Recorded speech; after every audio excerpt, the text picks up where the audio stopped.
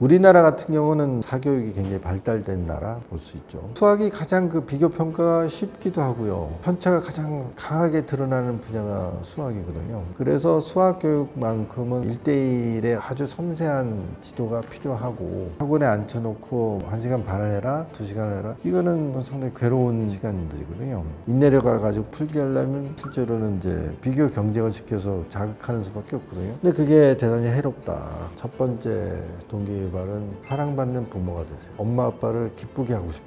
그런 마음이 있어야 되죠. 학업 경쟁의 과정을 뚫고 나갈 수 있는 강력한 힘이 생깁니다. GS 교육 로드맵 컨설팅 사무실을 운영하고 있는 지영범입니다. 한 20년 정도 고지능 아이들이 겪는 이제 독특한 학교 생활의 어려움, 양육상의 어려움에 대해서 이제 주로 도움을 드리고 있습니다. 평가를 해보면 굉장히 빠른 아이들이 있고 굉장히 느린 아이들이 있고 인지 발달, 지적인 감수성 이런 것들이 너무 지나치게 강해가지고 다루기 어려운 아이들까지 스펙트럼이 되게 넓습니다. 그래서 우리가 평균적인 수준을 100이라고 보는 거고 되게 15% 빠른 아이들, 느린 쪽으로 15% 느린 아이들까지를 표준 집단, 평균 집단, 정상 집단 이렇게 표현합니다. 그 집단 안에 들어가는 아이들이 한 70% 돼요. 한 반에 16, 17명 정도가 표준 집단이 되는 거고요. 이쪽 끝에 3명은 아주 우수하고 반대쪽에 있는 3명은 느리고 이쪽 아이들은 학교 수업이 너무 지루하고 이쪽에 있는 아이들 입장에서는 사실 대단히 따라가기가 어려운 그런 것들이 나타납니다. 말하자면 이제 학교 교육학을 하는 사람들도 분명히 그런 부분들이 있다는 걸 알 텐데도 불구하고 그 부분을 명시적으로 해결하기가 쉽지가 않다는 거예요. 그리고 이제 오히려 이제 이론적으로는 어떻게 하라는 지침이 없지 않아 있더라고요. 빠른 친구들한테는 기회를 주는 거죠. 이거에 대해서 기억나는 사람 얘기해봐. 아니면 간단한 미니 퀴즈를 던진다든지. 그러면 이제 저요 해가지고 맞추는 아이들, 그럼 맞췄다고 칭찬을 해줌으로써 집중해서 수업에 쫓아가도록 유도를 하는 거죠. 그리고 반대쪽 애들에 대해서는 과제를 좀 덜어준다 할까? 아주 어려운 문제들은 안 해도 돼. 허용을 해주고 얘 입장에서 어려운 과제를 해결하면 좀 적극적으로 칭찬을 해주고 그렇게 관리하면 되는 거죠. 근데 이제 이게 현실적으로는 학교마다 완비되었다 할까? 체계적으로 잘 운영되는 나라가 없어요. 보니까 뭐 미국도 잘 돼 있지 않다고 평가를 하더라고요. 연방국가 체제이다 보니까 교육 시스템은 주마다 다 별개로 운영되고 예산도 별개로 운영되고 그런 부분이 있고요. 어차피 대부분의 예산이나 조직 자체가 주 단위로 구성되어 있으니까 연방이 하는 역할이 없다 이렇게 얘기할 정도로 그렇습니다. 근데 주도 사실은 미국의 주 사이에 편차가 크거든요. 그리고 거기도 말하자면 학군지가 있는 거예요. 부유한 지역에 상당히 교육 예산도 풍부하고 학교의 시설도 아주 뚜렷하게 좋은 지역이 따로 있고요. 그런 지역에 들어가려면 보이지 않는 벽들이 있는 거죠. 그러면 이제 학교들마다 편차가 큰 거죠. 그럼에도 불구하고 좋은 학교에 좋은 카운티의 아이들이라 하더라도 아까 말씀드린 그 편차가 큰 문제를 완벽하게 해결하지는 못하고 있다는 평가를 논문이나 뭐 책에서 보고 있거든요. 그래서 아이들을 데리고 좋은 교육 시스템이 잘 돼 있는 외국을 좀 유학을 해야 되는 게 아니야. 그런 고민들을 하는 경우가 많은데 실제로 제가 이제 상담한 사례에서는 좋은 방법은 아니더라고요. 비용도 어마어마하게 우리가 예상보다 훨씬 많이 들고 언어적인 문화적인 벽도 사실 깨트리기 어렵고 그리고 막상 이제 아이들 사이에 넓게 벌어져 있는 편차 그 스펙트럼을 완벽하게 보완해 주는 그런 나라는 드물다 그렇게 보여지더라고요. 근데 이제 조금 특이한 사례로는 똑똑한 아이들에 대한 집중적인 제도적인 프로그램을 제공하는 나라는 싱가포르가 좀 두드러져 보이고요. 반대로 이 하위 그룹 아이들을 굉장히 케어를 잘 해주고 그런 나라는 핀란드인 것처럼 보여지더라고요. 핀란드 같은 경우는 뭐 교사들이 다 석사학위 이상을 받아야 된다. 그리고 교육에 관련된 학위에 보면 그 특수교육 같은 것들이 상당 포함되어 있어서 이 하위 그룹 한 3분의 1 정도 되는 애들을 정규 수업 시간에 하교를 시키지 않고 집중적으로 이제 보완을 해주는 거죠. 그래서 이제 이 아이들이 그래도 교과서가 지향하는 어떤 그런 정도 수준까지는 끌어올릴수록 지속적인 이제 반복 교육을 공교육 시스템 내에서 해주니까 핀란드가 전반적인 학력 평가에 있어서 유럽에선 제일 최고의 등급을 받는 게 아니냐. 반면에 이제 싱가포르 같은 경우는 초등학교 한 3학년 되면 학생들을 전수 평가를 해가지고 1학기에 한 10% 그룹을 뽑아내서 심화 교육을 좀 시켜주고 뭐 2학기 되면 그 중에서도 최상위 1%만 뽑아내서 걔네들은 아예 14세 정도면 대학을 갈 수 있는 자격을 부여한다든지 소위 소홀성 있는 엘리트들한테 훨씬 좀 공격적인 교육 콘텐츠를 제공할 수 있는 그런 것들을 잘 하고 있는 것 같고, 우리나라 같은 경우는 제도적으로는 잘해보려고 노력하는 나라, 그래서 일정한 성과가 평가를 받는 나라. 근데 이제 우리 학부모들 입장에서는 뭐 아주 부정적인 평가를 하는 그런 경향이 있기 때문에 사교육이 굉장히 발달된 나라 볼 수 있죠.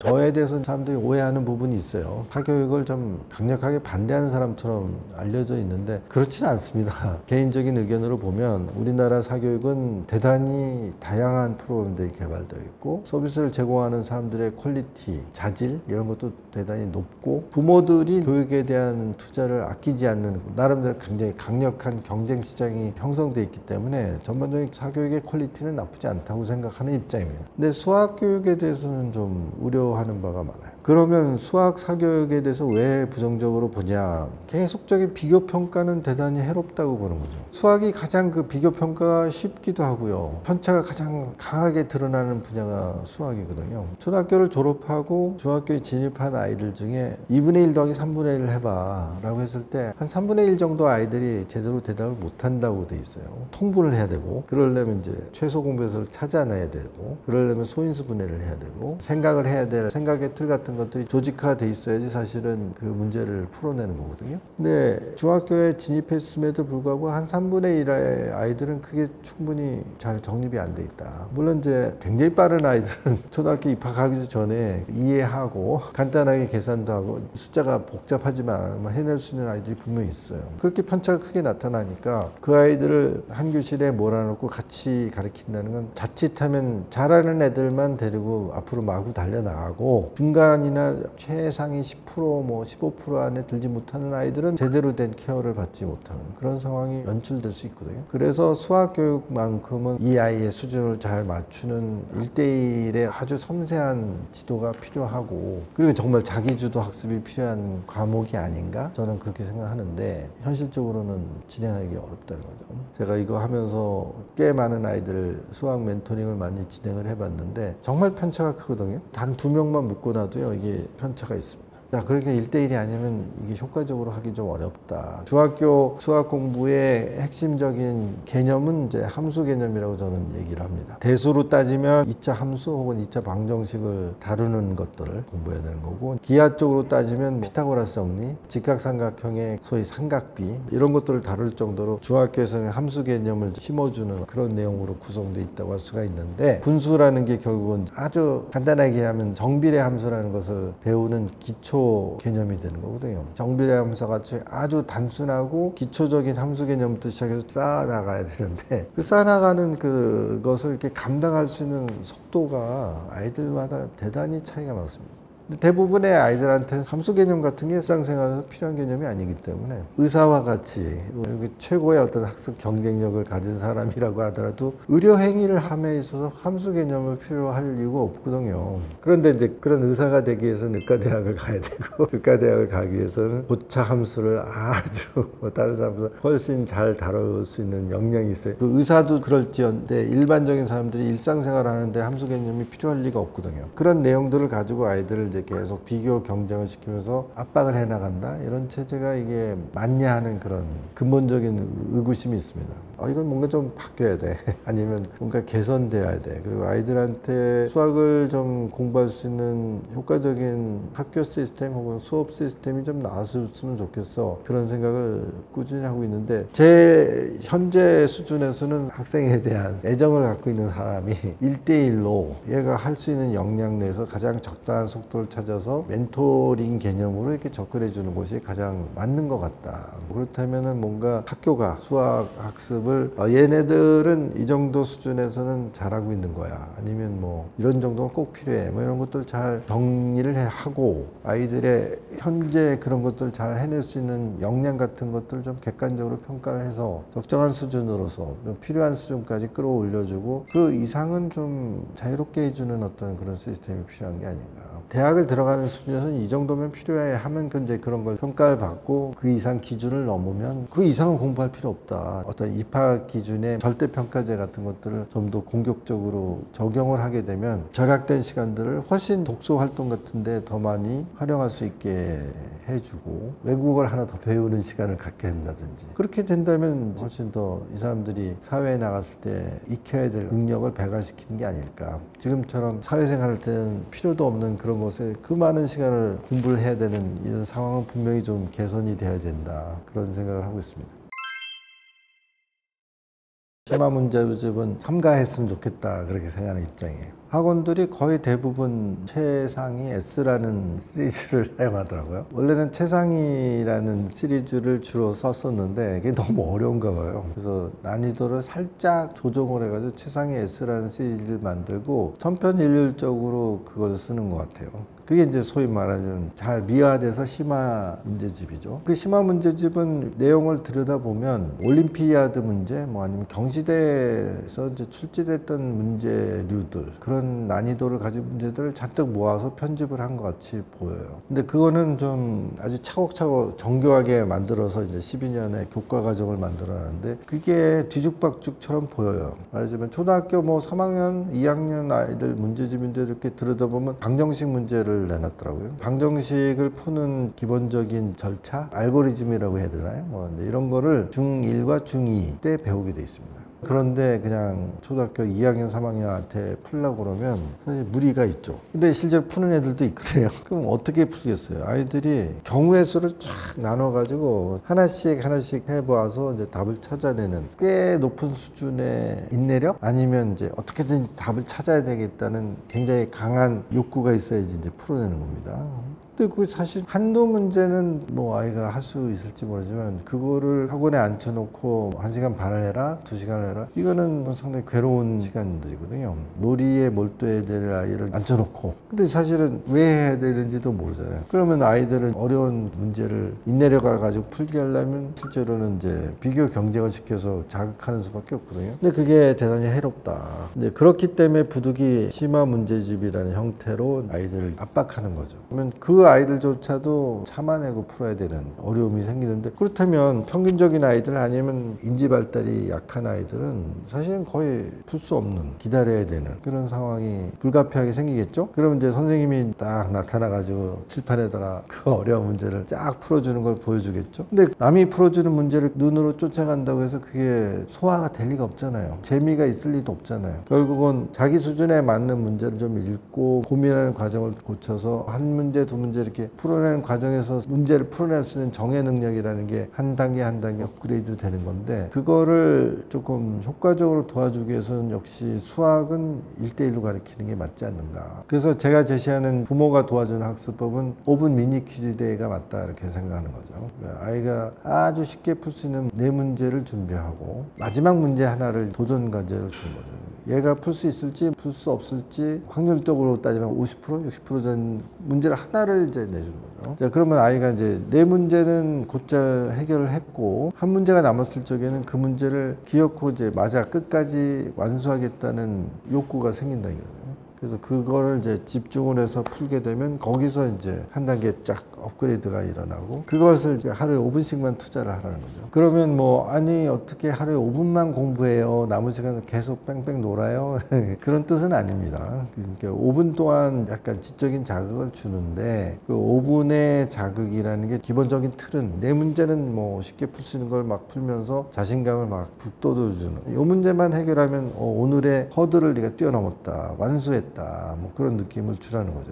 근데 이제 엄마가 아빠가 난이도 조절에 실패해가지고 너무 어려운 문제를 냈다고 하더라도 한 문제는 괜찮다는 거예요. 5분이 지났어, 못 풀었어, 시간이 됐으니까 이 문제는 숙제로 하고 내일까지 생각해 보세요 던져주는 거죠. 그리고 이제 풀어주는 거죠. 그럼 대부분의 아이들이 풀라고 그러거든요. 근데 그게 5문제 정도 못 푼 문제가 남아있으면요 벽을 느껴요. 근데 그 문제가 다 어려워. 그러면 풀고 싶지 않죠. 근데 한 문제가 남으면요 아이 아이의 태도가 다른 거죠. 이 문제는 풀고 싶은데 강한 드라이브가 걸리면 정말 이렇게 자기가 가지고 있는 지력을 총동원해서 풀고자 하게 되고요. 그걸 이제 실제로 풀어내게 되면 상당한 자기 효능감을 느끼게 되면서 자신감도 이제 좀 더 강화가 되고 조금 더 어려운 도전 과제에 대한 도전 의식 뭐 이런 것도 자극이 되고 내일은 좀 더 어려운 문제를 주세요. 아니면 한두 문제 더 주세요. 뭐 이런 태도를 유발할 수 있다는 거죠. 근데 그게 이제 제가 보기에는 하루에 5분이 넘으면 곤란하다. 5문제 정도로 가지고 5분 동안 놀고 5분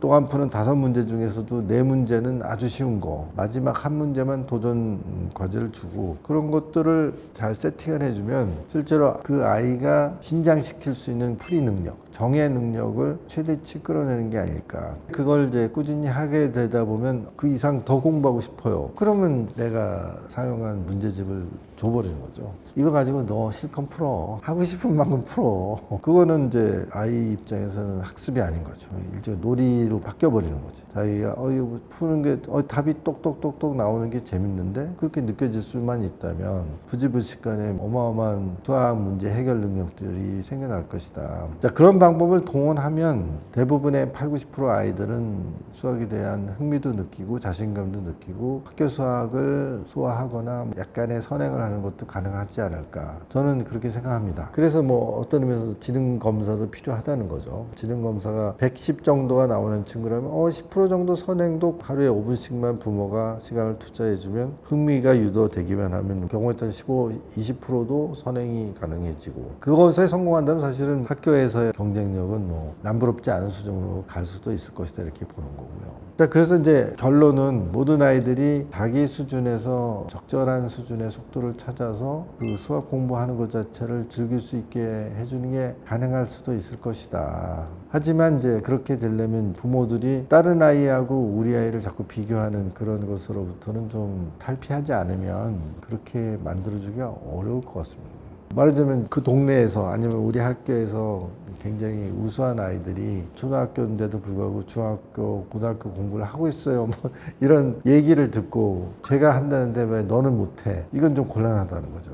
그리고 그렇게 소문난 아이들이 과연 그 수준까지의 수학의 어떤 개념을 흡수해서 제대로 그 수준에 도달했는지 사실은 좀 의심스러운 부분도 있고요. 그리고 또 어떻게든 이제 흥미 유발도 됐고 의욕도 느꼈고 실제로 그런 걸 감당할 만한 어떤 IQ도 되고 그래서 그런 아이들이 한두 명 있다고 해가지고 다른 아이들도 다 가능하다는 얘기는 절대로 아니거든요. 그러면 우리는 그래도 수학 교육 전문가라고 하는 사람들이 애써서 만들어놓은 학교의 그 커리큘럼의 가이드라인 그 수준을 사실은 잘 활용을 할 필요가 있다. 거기에 맞춰서 어느 시기 이상이 되면 완전히 이제 자기주도 학습을 하는 그렇게 이제 유도를 하는 것이 가장 최적이다. 상당히 이제 지능이 높은 아이들조차도 제 경험으로는 2학년까지 아이들은 책상에 앉혀놓고 수업을 진행하는 게 어렵더라고요. 그래도 한 3학년, 나이로 따지면 만으로 한 8세에서 9세 정도 되는 아이들 정도면 잘 준비되어 있는 학습 교재를 가지고 효과를 볼 수 있는 수준이 되는 것 같고 그 이전에는 그렇게 앉혀놓고 기출문제를 풀게 하는 식의 것들을 1시간, 2시간 시키는 게 맞는가 그런 강한 회의가 있어요. 그러니까 만으로 9세, 10세까지는 좀 더 활동적인 조건을 만들어 주는 것이 훨씬 효과적이지 않을까? 전국에 박물관의 형태를 취하고 있는 시설이 200개가 넘어요. 아마 그 절반은 아마 수도권에 있지 않겠습니까? 광화문에 가면 이제 근현대사 박물관이라는 데도 있고요. 세종 이야기, 뭐 그다음에 충무공 이야기, 뭐 그런 전시시설도 있고요. 그다음에 시립박물관도 있고요. 그다음에 경찰 박물관도 있고요. 옛날에 명동 그쪽에 가면 화폐 박물관 이런 것도 있고요. 국회도 사실은 어린애들이 견학할 수 있는 공간들을 다 가지고 있습니다. 그 다음에 인천경찰청 이쪽에서는 어린아이들이 CSI 체험 같은 걸 할 수 있게 그래서 뭐 지문도 떠보고 자외선 측정기 뭐 이런 것도 만져볼 수 있고 그런 체험 그런 것들도 있고요. 그 다음에 광진구 정도에 가면 안전체험관이라고 그래가지고 지진도 느껴볼 수 있고 화재가 났을 때 피하는 이런 것들을 이렇게 할 수 있는 그런 프로그램도 있고 국립박물관, 미술관, 과학관, 천문대 그러면 이제 한 주에 한 번씩 그런 데 가고 구경 구경만 하는 게 아니라 이제 친구들과 같이 가서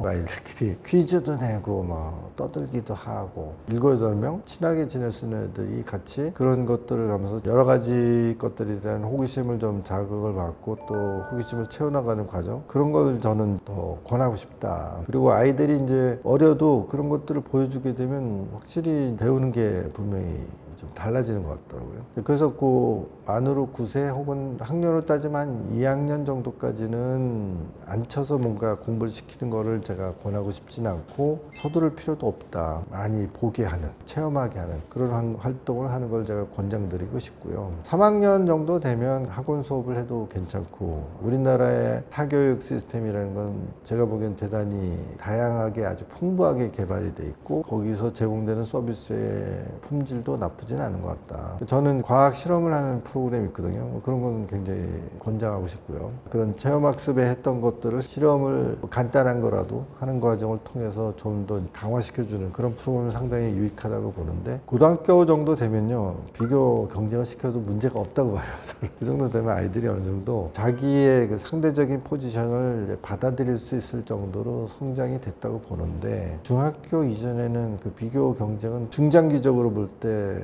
효율이 떨어진다 할까, 혹은 좀 폐해가 좀 크다 할까, 그렇게 생각합니다. 그래서 적어도 중학교까지는 수학에 대해서는 좀 1대1 멘토링 개념을 좀 고수했으면 좋겠다. 그래서 낮은 수준에서는 정말 초등학교 연산 1, 2, 3학년 저학년에서는 자연수의 더하기 빼기 곱하기 나누기를 처리하면 되고, 세 자리 곱하기 두 자리 정도를 하고 세 자리 수를 두 자리로 나누어서 목과 나머지를 구할 수 있을 정도면 3학년까지 학습 목표는 달성됐다고 보거든요. 그 정도가 이제 초등학교 저학년까지의 학습 목표라고 보고, 초등학교 고학년의 학습 목표는 이제 분수를 다룰 수 있는 그런 수준에 도달하면 학습 목표에 이제 도달했다고 저는 보는데, 이게 이제 단계별로 표준적인 교과서나 문제집에서도 기본 시리즈를 보면 상당히 정확하게 세팅이 돼 있거든요. 그걸 잘 활용하시면 됩니다. 5학년 1학기에 가서 소위 분모가 다른 분수끼리의 더하기 빼기를 공부하고, 5학년 2학기에는 분수의 곱셈을 공부하는 거죠. 그 다음에 마지막에 분수의 나누기가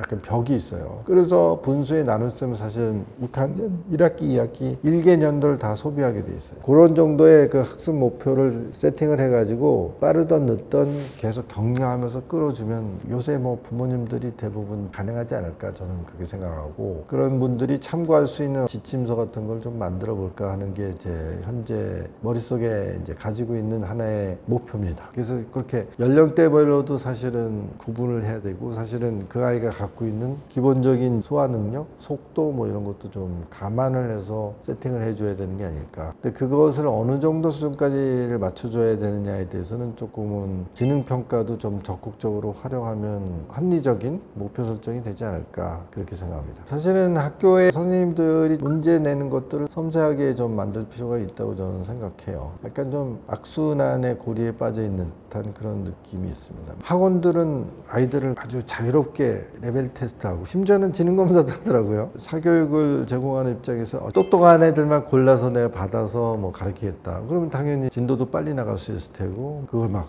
오픈해버리고. 근데 그것을 하게 되면 사실 좀 여러 가지 왜곡 현상도 일어날 수 있죠. 학원에서 실시하는 레벨 테스트라는 건 결국은 그 학원을 오래 다니는 애들한테 유리할 테니까, 입테라고 그러죠.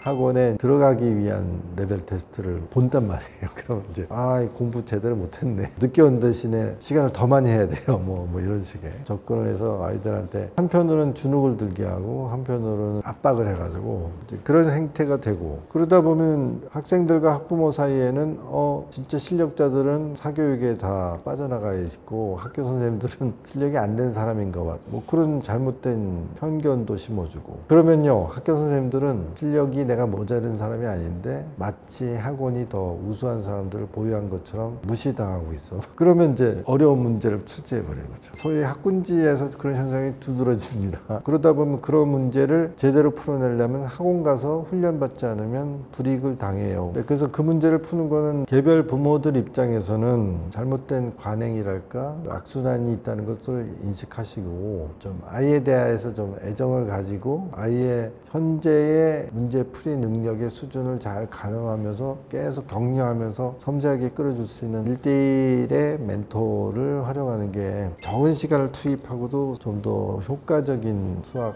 학업 경쟁력에서 도와주는 맥시멈의 효과를 내는 게 아닌가, 저는 그렇게 말씀을 드리고, 얘 눈높이를 정확하게 섬세하게 봐주면서 격려해주면서 수준에서 이렇게 끌어올려주는 애정을 가진 1대1의 선생님을 좀 찾는 것이 훨씬 효과적이다. 부모가 그런 역할을 하면 더 좋겠지만 어렵다 하면 아이에 대한 애정을 가진 멘토 선생님을 찾으시는 게 훨씬 낫지, 학원에 그냥 비교 경쟁 시스템에 던져버리는 거는 좀 아닌 것 같다. 근데 고등학교 정도 되면 사실은 자기주도 학습이 몸에 붙어 있어야 돼요. 실제로 손에 꼽히는 명문대학에 합격하는 애 중에 반 정도가 학원을 안 다녔어요. 과외 안 받았어요. 그래서 명문대학에 합격하는 친구들이 고등학생쯤 되었을 적엔 몸에 이미 자기주도 학습이 배어 있었던 거예요. 그런 애들이 성과가 좋아요.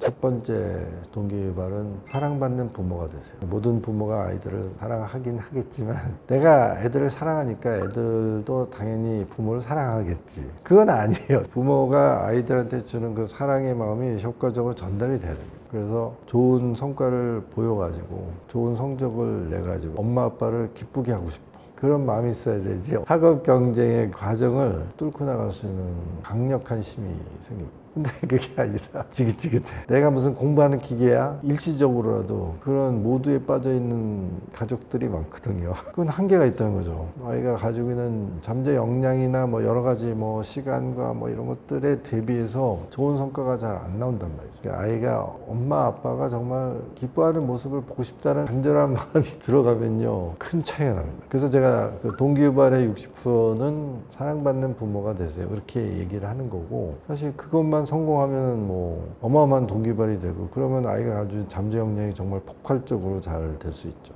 그래서 이제 어떻게 하면 사랑받는 부모가 될 수 있을까요? 이거는 이제 또 하나의 주제가 되겠죠. 너는, 우리 딸, 우리 아들은 그냥 존재만으로 나의 기쁨과 즐거움이 돼. 그런 것을 느끼게 하는 거죠. 이제 그런데 성적이나 보면서 이제 타박이나 하고 소위 레벨 테스트 가지고 성적 떨어지면 막 화내고 이거는 소탐대실이죠. 그 학원의 레벨 테스트를 가지고 아이의 성과, 노력을 그렇게 쉽게 판단한다는 것도 잘못된 거고, 그걸 가지고 잘못된 메시지를 주면 안 된다는 거죠. 아무 조건 없이 넌 존재만으로도 나의 기쁨이야, 존재만으로도 나의 즐거움이야, 너만 보고 있으면 그냥 막 웃음이 절로 나와, 뭐 그런 마음을 잘 유지해야 됩니다. 그러려면 내가 이제 오염되지 말아야죠. 다른 집 아이들하고 자꾸 비교하면서 얘는 이거밖에 안 돼, 쟤처럼 못하는 거야, 이런 걸 끊임없이 부러워하는 그런 것으로부터 내가 오염되면 안 됩니다. 그리고 학원 마케팅에 뭐 이상한 논리들, 뭐 가스라이팅 당하면 안 됩니다. 정말 순수하게 아이하고 나의 관계가 훨씬 본질적이고 중요하고, 이거를 놓치면 안 되죠. 그러려면 아주 단단한 마음가짐을 가져야 됩니다. 그래야지 아이가 태어났을 때